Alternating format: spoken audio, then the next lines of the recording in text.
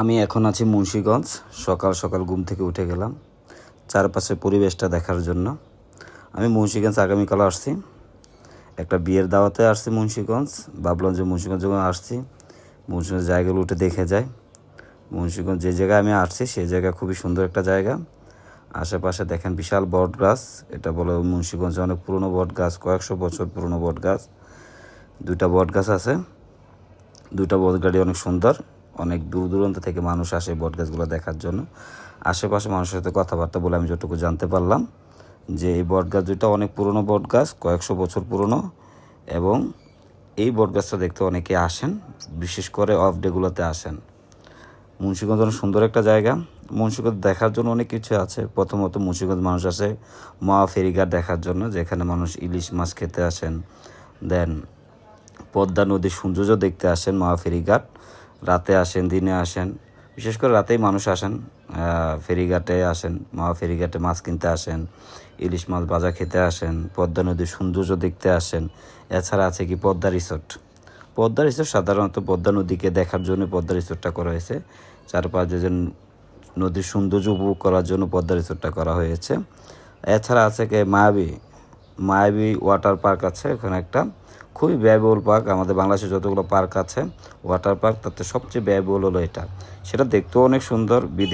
বিদেশিদের মতো বিদেশে ফরেন দেশে যে ওয়াটার পার্কগুলো হয় ঠিক এরকম অনেক সুন্দর পার্ক। একটু ব্যয়বহুল, এই জন্য সবাই খুব একটা আসতে পারে না। এছাড়া আছে বাউলকুলে মিষ্টি আছে। মানে আমি যতটুকু শুনছি যে মুন্সিগঞ্জের একটা খুবই সুস্বাদু মিষ্টি, নাম হলো ভাগ্যকুলে মিষ্টি। এটা বলে খুবই সুস্বাদু মুন্সিগঞ্জের। এছাড়া আমি যে জায়গাটা আসছি এই জায়গাটা পরিবেশটাও অস্থির। চারিদিকে সবুজ পরিবেশ, নদী আছে। বিশেষ করে আমি যে জায়গাটা আছি সেই জায়গায় একটা গুমতি নদী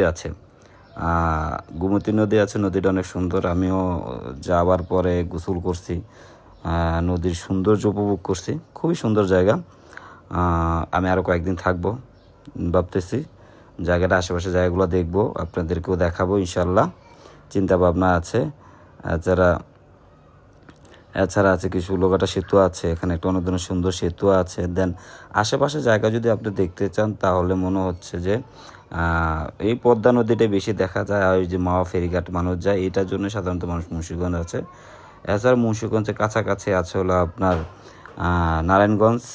নারায়ণগঞ্জের খুব সুন্দর একটা জায়গা আছে, বিশেষ করে সবাই চিনে, বৌদ্ধবিহার।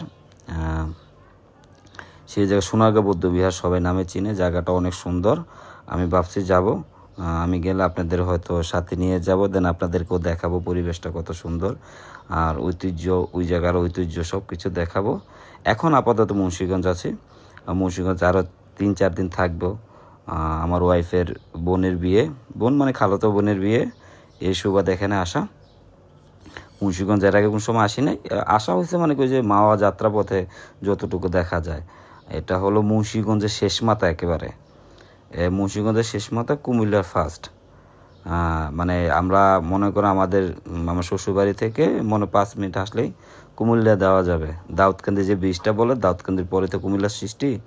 দাউদকান্দির মনে করি আমার শ্বশুরের বাসা থেকে দাউদকান্দি পায়ে হেঁটে যেতে সর্বোচ্চ 15 থেকে 20 মিনিট লাগে, আর অটোতে যেতে সর্বোচ্চ 5 থেকে 10 মিনিট লাগে। খুবই সুন্দর জায়গা। সকালটা খুব সুন্দরভাবে উপভোগ করলাম। এখানে একটা জায়গা আছে খুব সুন্দর করে, মানে মানুষ বিকালে বা সকালে বসে, মাচা বলা যায়, এই মাচার ভিতরে বসে মানুষ খুবই মজা করে। আর এই যে নদীর পাড়ে যে মাচাটা আছে